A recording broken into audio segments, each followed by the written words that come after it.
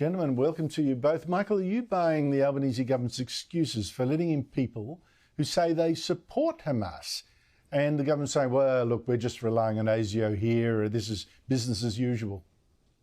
Oh, absolutely not. And I think the head of ASIO has made a fundamental mistake in the way he phrased those comments in relation to this issue. I think it's absurd to draw a rhetorical versus ideological distinction. I mean, if you can explain that to me and explain it more importantly to the Australian voting public, you're really going to be somebody that's worthy of a rhetorical award of yourself, because the bottom line is that nobody's buying this, and Labor's got to be very careful. The pressure in those Western Sydney seats has to be offset politically against the mainstream Australian position on this. And certainly I can tell you it isn't the ASIO boss's position.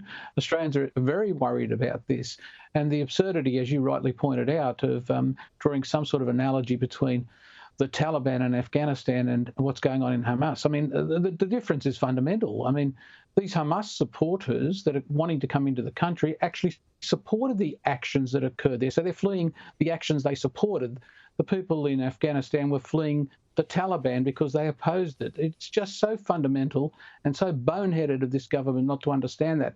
I'd also call on Peter Dutton to, really put the pressure on by offering to exchange preferences in these seats. Say to Labor very clearly that if you, take a position that's principled on this, we will cover your back by, preferencing you rather than any Muslim party or any religious party that exists out there. I think that's the next step here, and both parties should commit to that. And let's isolate these people and get a sensible debate going about the terror threat in Australia.